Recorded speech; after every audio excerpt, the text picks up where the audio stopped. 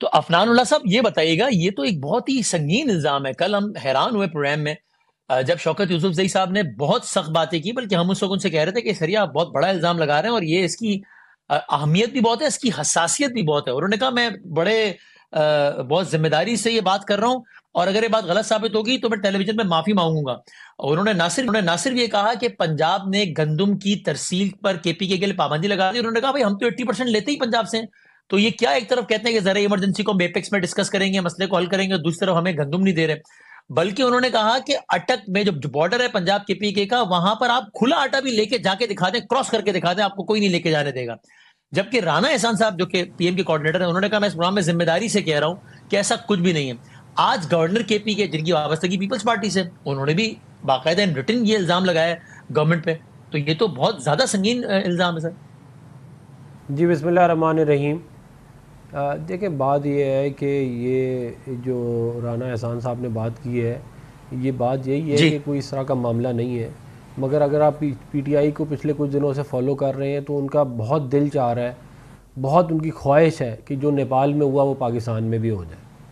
तो वो उस ख्वाहिश को पूरा करने के लिए, आग लगाने के लिए जो है वो कुछ तरह की बातें माजी में भी इन्होंने की हैं, लिसानियत पे अपनी बातें भी की हैं, ऐसी बातें की हैं जिनका सर पैर नहीं है। ये उन्हीं उसी चीज़ की एक समझ लें, कहते हैं कड़ी है। इस तरह का कोई मामला ना मेरी नॉलेज में है। सर फैसल करीम कुंडी का ताल्लुक पीटीआई से थोड़ी है, और वो तो उस सूबे के गवर्नर हैं।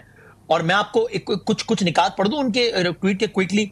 The arbitrary ban imposed on, तारीख बता रहे हैं, on August 31 by the government of Punjab on the supply of wheat and flour to Khyber Pakhtunkhwa is a blatant violation of article 151 of the constitution and a serious breach of national unity. और आगे उन्होंने और भी बहुत सारी पूरी तकरीर लिखी है। ये तो पीटीआई से तो नहीं है।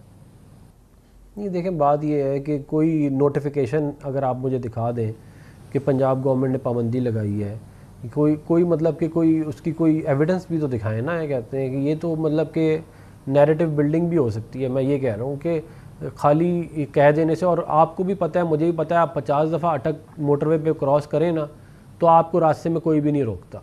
या आप मैं को 50 दफ़ा तो मैं कर चुका हूँ ये वाला काम।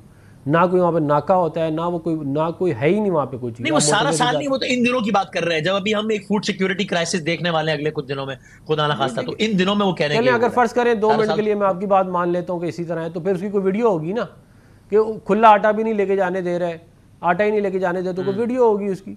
देखिए मैं बात ये कर रहा हूँ कि मोटरवे के ऊपर तो आपको अटक, कोई चेक पॉइंट नहीं है ना, कोई चेक पोस्ट ही नहीं है। जीटी अगर आपके बॉर्डर पे रोक दिया जी, बॉर्डर पे कैसे रोकेंगे? बॉर्डर पे तो कोई चेक पोस्ट ही नहीं है। ये हो सकता है जीटी रोड पे, लेकिन मोटरवे पे तो हो ही नहीं सकता। तो मैं इसलिए वाली बात कर रहा हूँ, तो फिर मोटरवे पे तो कोई तरीका ही नहीं है ना रोकने का, अगर आपने रोकना भी हो तो बात ये है बुनियादी तौर पे कि मैं ये कहना चाहता हूँ, अगर इसको बिल्कुल बात है इन्हीं कैटेगोरिकल अल्फाज में, तो मैं राना एहसान साहब की बात को शायद साहब जी इंडोर्स करते हैं कंप्लीटली आप? जी मैं इंडोर्स करता हूँ।